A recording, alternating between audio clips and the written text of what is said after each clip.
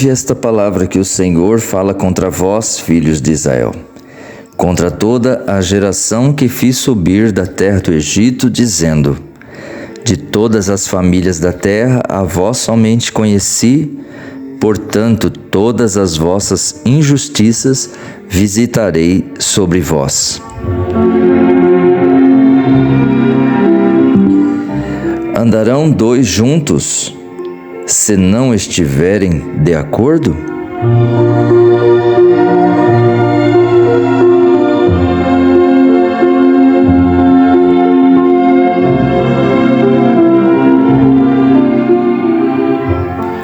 Bom dia, meus preciosos irmãos em Cristo, que a bênção do Senhor esteja sobre todos vós.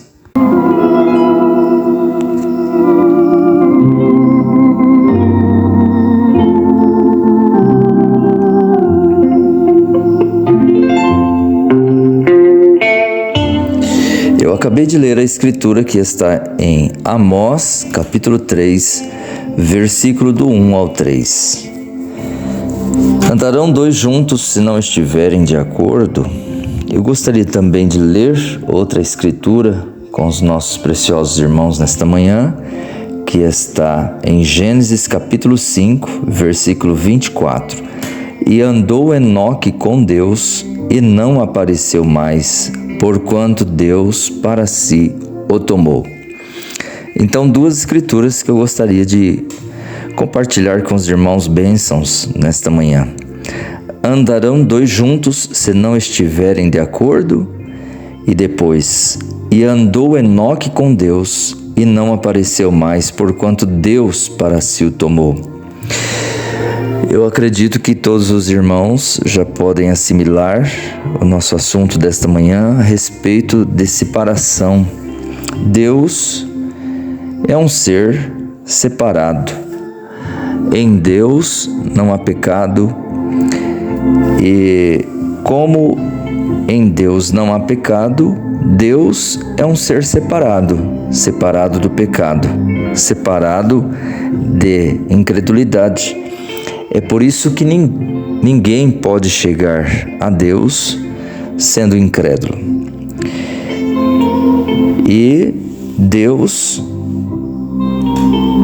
como é rico em misericórdia, Ele tem feito com que aqueles que Ele tem chamado para si se separem do pecado, se separem da incredulidade. Então, como Deus é um Deus separado, Ele deseja que todos aqueles que vêm para si também se separam do pecado. Não é? Deus é um Deus de separação. Ele separa os seus e se divide nos separados, através do derramamento do seu Espírito Santo. Agora, meu irmão, minha irmã, pode até surgir uma pergunta em muitas pessoas: olha, como que eu vou me separar de um pecador, sendo que Deus, Jesus Cristo, Ele conviveu com os pecadores? Por certo, as Escrituras Sagradas nos relatam que Jesus, Ele andou no meio dos pecadores. Mas por que Jesus foi até os pecadores? Para os separarem do pecado. Não é verdade? Quando Ele se apresentou a Maria Madalena, foi exatamente para tirar ela daquela imundícia do pecado. Quando Jesus se apareceu para Zaqueu, foi exatamente para o separar daquela imundícia que ele vivia na política, com o setor monetário. Todas as vezes que Jesus se apresenta para um dos seus, é exatamente para separá-lo do pecado, de toda incredulidade. Agora, voltando às Escrituras, andarão dois juntos se não estiverem de acordo?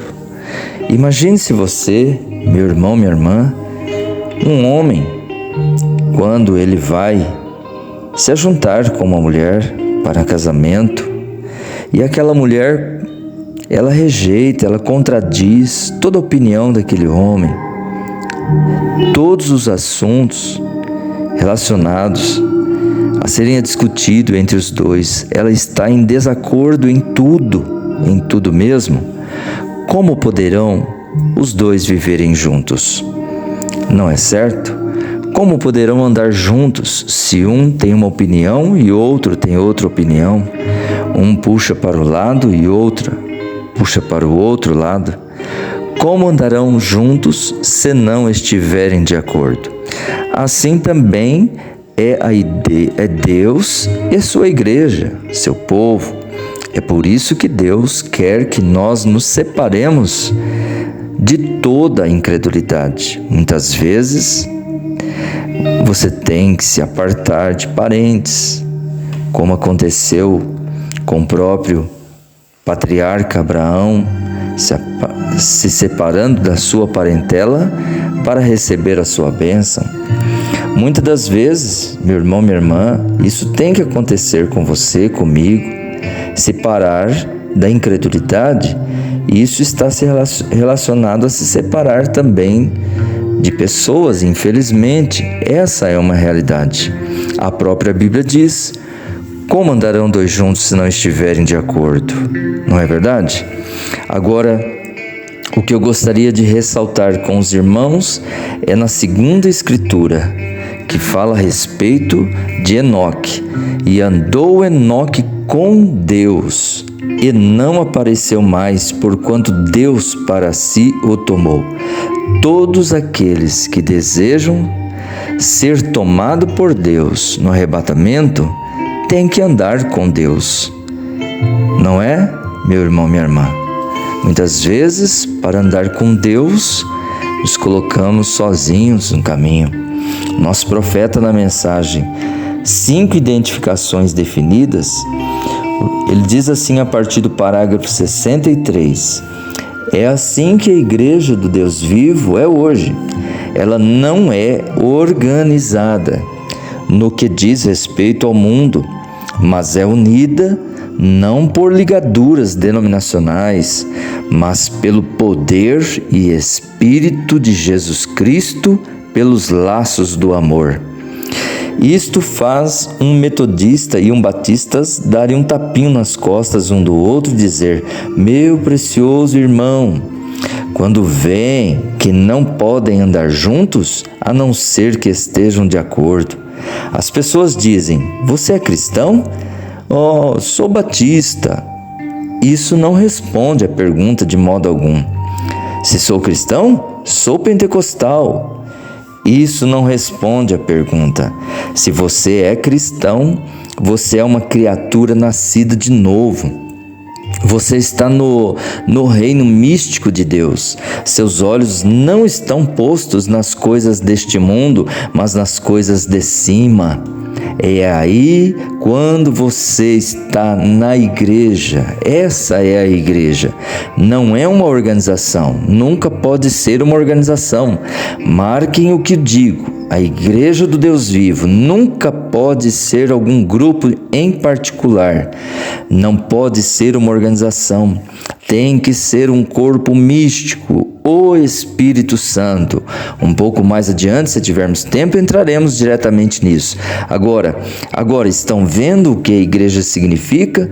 Igreja significa um grupo chamado para fora. Um povo chamado para fora, que é governado somente pelo rei deste reino messiânico. Oh, isso não é maravilhoso? A congregação diz amém. Amém? Porque isso é a pura verdade.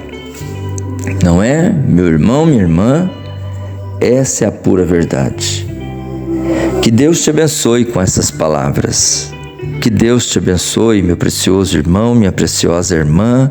Tenha coragem, tenha ânimo para começar mais um dia com as bênçãos divinas. Em nome de nosso Senhor Jesus Cristo, é a minha oração a seu favor. Um forte abraço do meu coração para o teu coração. Amém e amém.